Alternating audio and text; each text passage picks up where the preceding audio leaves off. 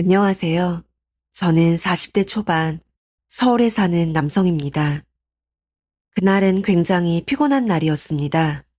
자정이 넘은 시간 북한산 자락을 넘어가고 있었습니다. 창문 틈새로 들어온 공기는 비릿했습니다. 일단 그 길을 벗어나고 싶었어요. 오고 가는 차량들도 없어서 꽤 어두웠습니다. 남자인 저도 무섭더군요. 오빠! 혜민이가 저를 유혹하듯 불렀던 것 같습니다. 그것에 반응할 새도 없이 급하게 브레이크를 밟아야만 했습니다. 둔직한 무언가가 갑자기 뛰어나와 차 앞을 박더군요. 심장이 미친 듯 뛰었습니다. 그제야 쓰러져 있는 고라니가 눈에 들어왔습니다. 오빠 쟤 뭐야? 사슴이야? 차에서 내려 고라니에게 다가갔습니다. 고라니 다리에서는 피가 철철 흘러내리고 있었고 죽었는지 미동도 하지 않더군요. 핸드폰을 꺼내 119에 전화를 하려고 할 때 혜민이가 제 손을 잡더군요. 오빠, 쟤 죽은 것 같아. 그냥 가자. 갑자기 집에 있는 아내가 떠올랐습니다. 제가 고라니를 신고한다고 해서 아내에게 제 외도가 밝혀지지는 않겠지만 그래도 몸을 사리는 게 좋겠다 싶었습니다. 죽은 고라니를 두고 급히 사고 현장을 떠났습니다. 아무 일도 없다는 듯 제 방으로 들어왔습니다. 아내와 중학생 딸은 각자 자기 방에서 자고 있는 듯 했습니다. 이미 새벽 2시가 넘었으니까요. 자려고 누웠는데 잠이 오지 않았습니다. 고라니가 부딪혔을 때의 그 둔직한 느낌이 몸을 관통했습니다. 쿵 하고 부딪히는 그 묵직한 소리도 다시 들렸어요. 눈을 뜨자 고라니가 저를 쳐다보고 있었습니다.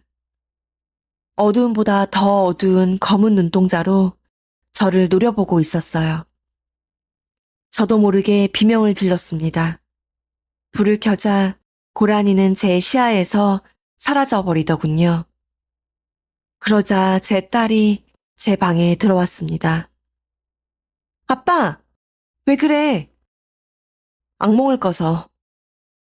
무슨 악몽인데? 그냥 악몽. 딸이 저를 가만히 바라보더군요. 그러다가 갑자기 딸의 눈에서 닭똥 같은 눈물이 뚝뚝 떨어졌습니다. 지민아, 왜 그래? 아빠, 내 인생이 악몽이야. 무슨 소리야?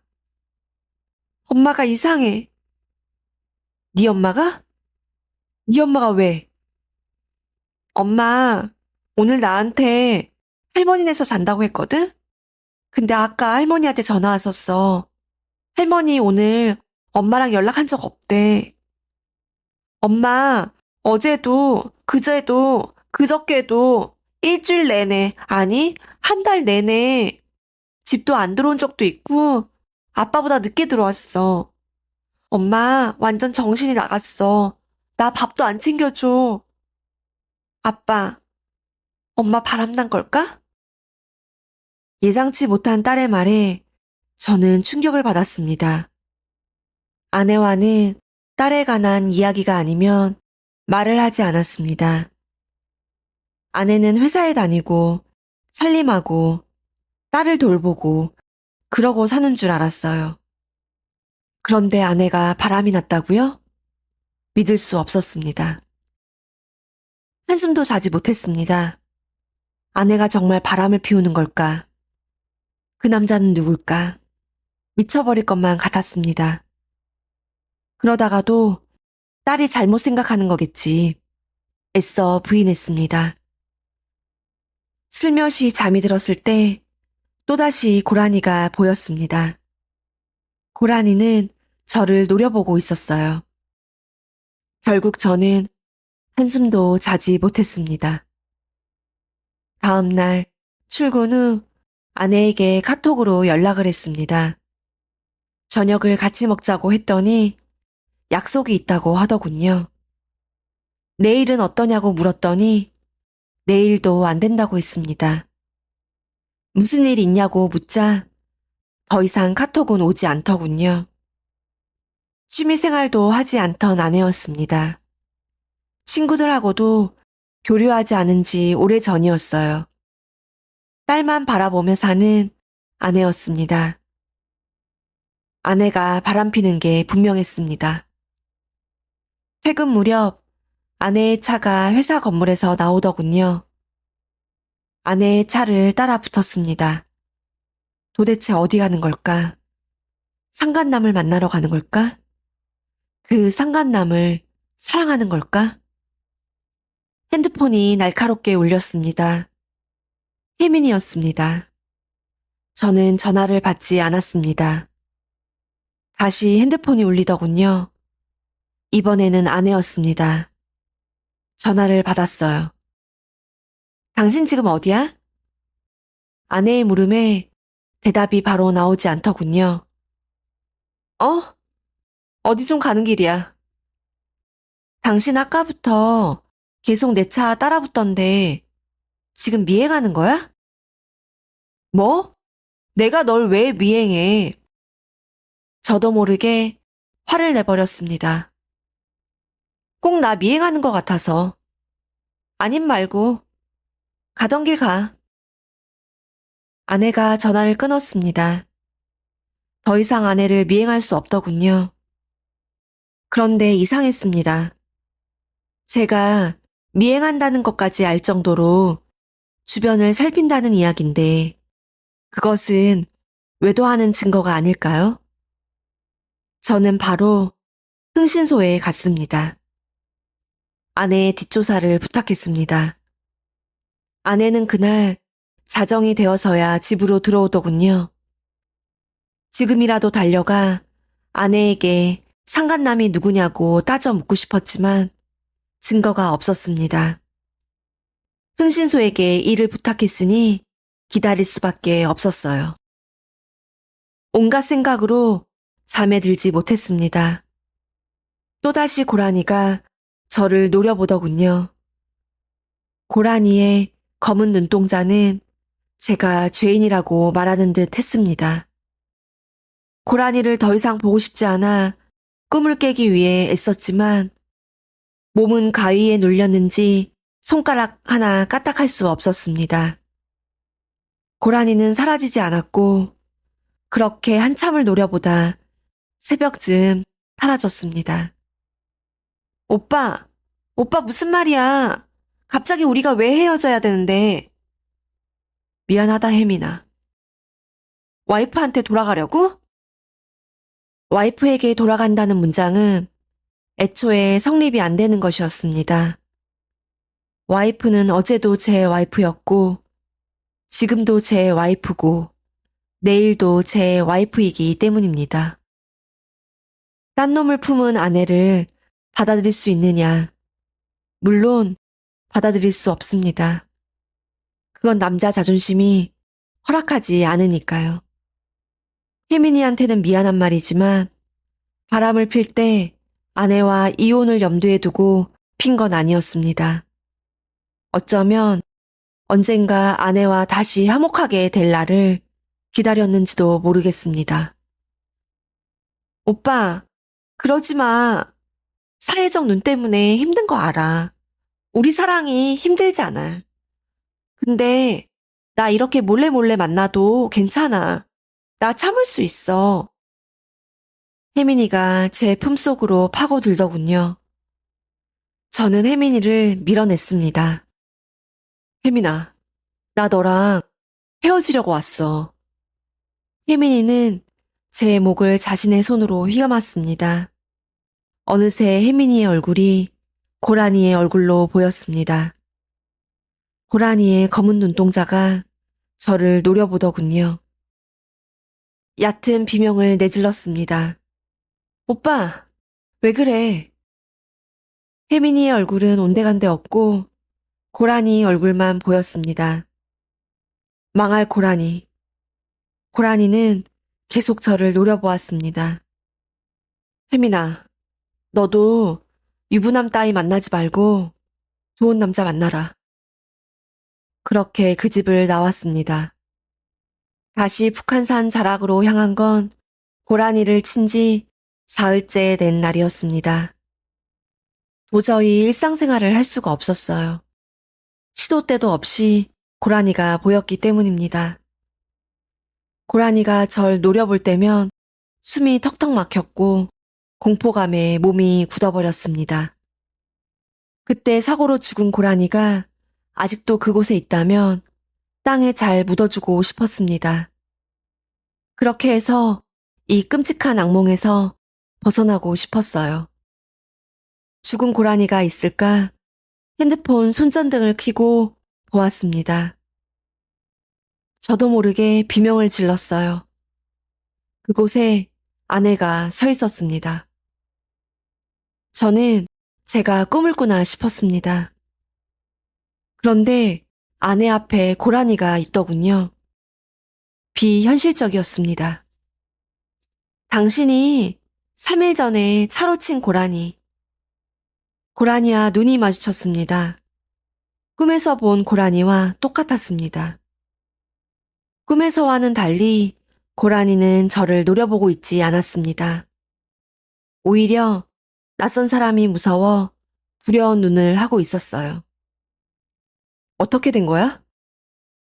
제 머릿속은 바쁘게 움직였습니다. 꿈이 아니라면 제 인생이 불륜 막장 드라마에서 전래동화로 흘러가는 것일까요? 고라니에게 용서를 구했더니 고라니가 외도한 아내를 혼내고 남편에게 용서를 구한다. 그런 내용이었을까요? 아니면 고라니가 제 외도를 알고 있는 걸까요? 당신이 사흘 전에 이 고라니 쳤잖아. 그걸 당신이 어떻게 알아?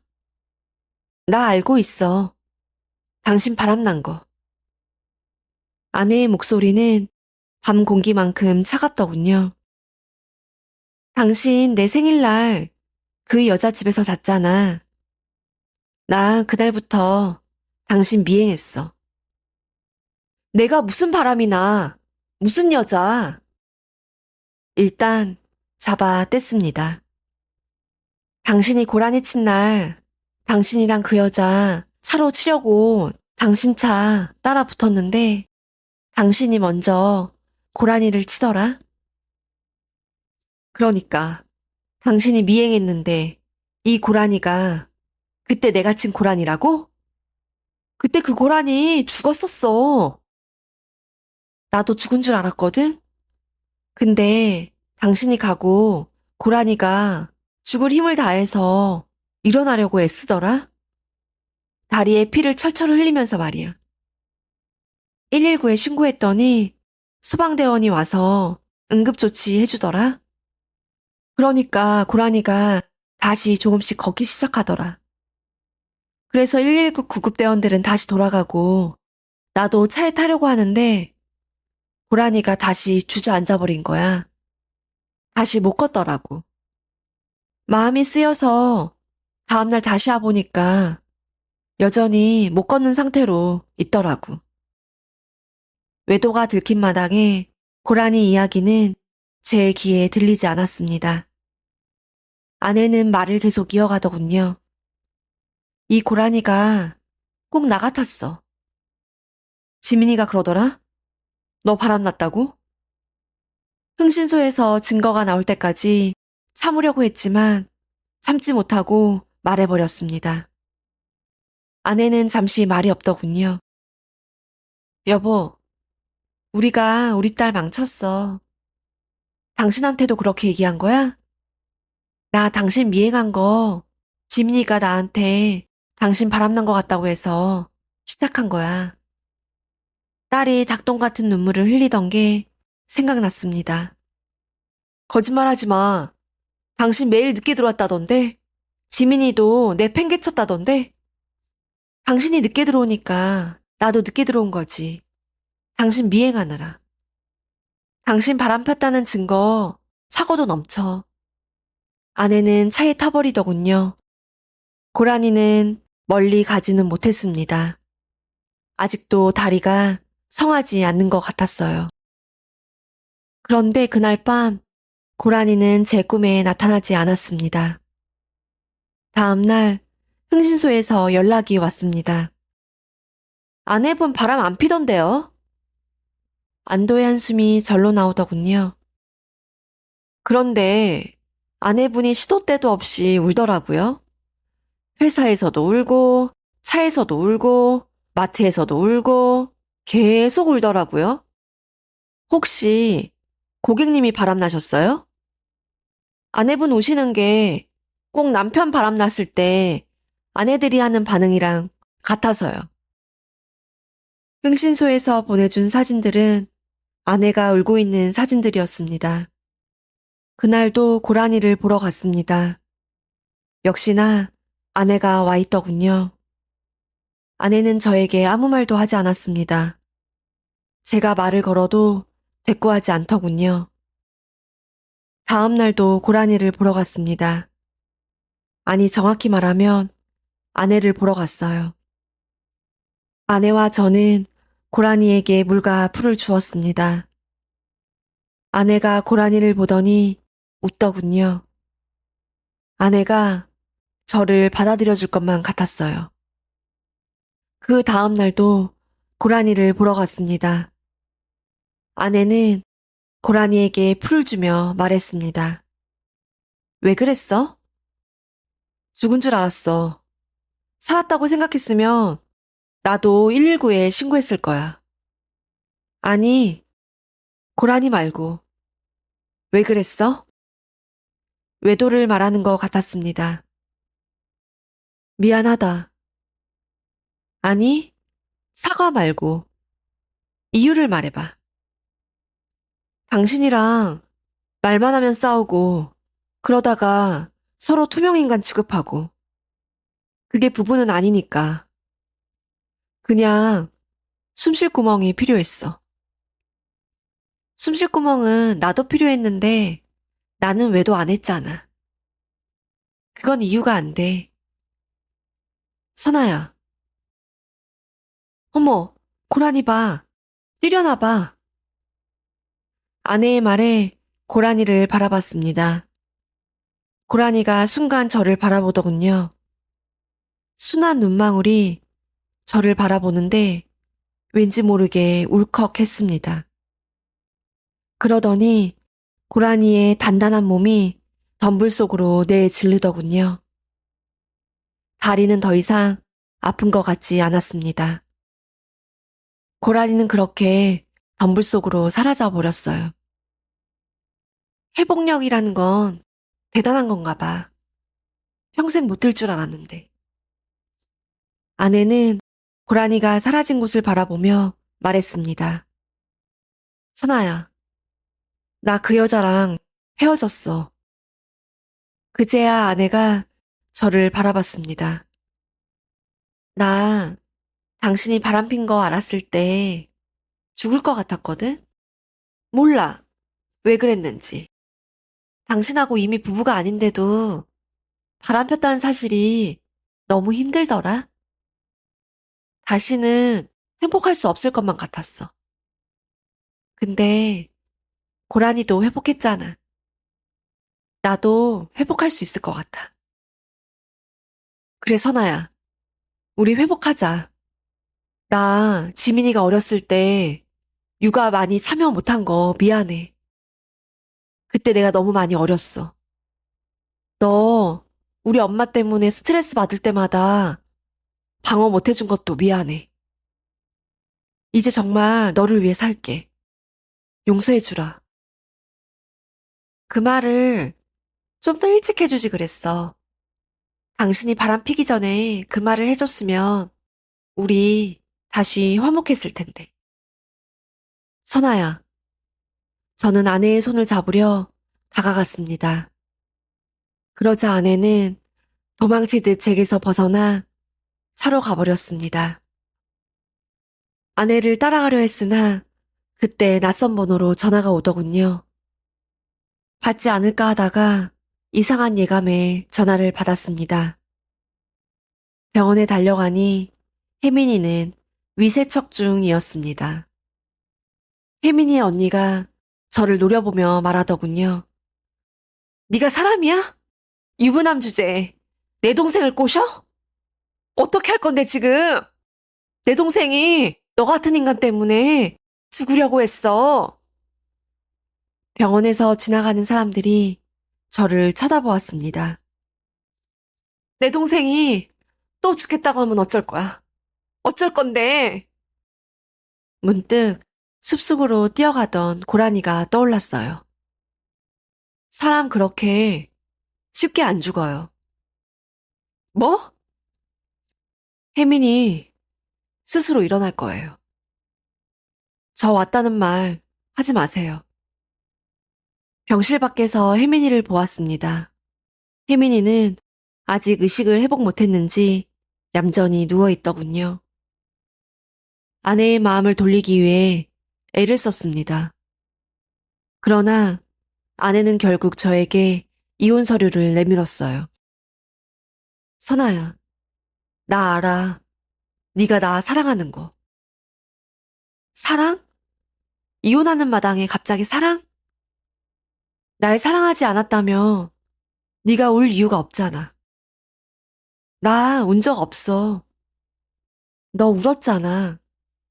마트에서도 울고, 너 사무실에서도 울고, 길 가다가도 울고, 지민이 픽업하다가도 울고, 울었잖아. 그걸 당신이 어떻게 알아? 선아야, 너 나 사랑해. 사랑하는 남자한테 기회 한 번 주라. 잠깐 울었어. 잠깐. 이제 안 울어. 거짓말. 안 울어. 거짓말. 안 울 거야.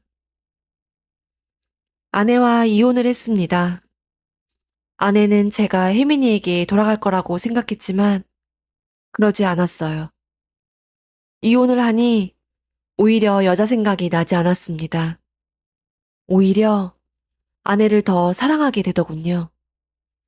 어느 날 꿈에 또다시 고라니가 나타났습니다. 고라니는 피를 철철 흘리며 쓰러져 있었어요. 그러더니 갑자기 한쪽 앞다리로 땅을 찍으며 자세를 잡았습니다. 고라니의 몸은 흔들렸고 다리는 제대로 움직이지 않더군요. 그래도 고라니는 포기하지 않더군요. 몸을 가까스로 세운 후 죽을 힘을 다해 한 걸음 한 걸음 뒤뚱거리며 걸었습니다. 고라니가 제 얼굴을 바라봤습니다. 저는 흠칫 놀라 뒤로 물러섰지만 고라니는 마치 사람인 양 저를 보며 활짝 웃었습니다. 그러고는 한 번도 다치지 않았던 것처럼 날렵한 몸으로 덤불 사이로 뛰어갔습니다. 고라니가 슬쩍 뒤를 돌아보는데 아내였습니다. 지민 엄마, 선아야, 가지마. 저는 눈물을 흘리며 꿈에서 깼습니다. 딸도 아내를 따라갔기에 제 비명에 반응할 사람이 이 집에는 없습니다. 이렇게 쓸쓸하게 남아 이 사연을 적고 있네요. 지금까지 제 이야기를 들어주셔서 감사합니다.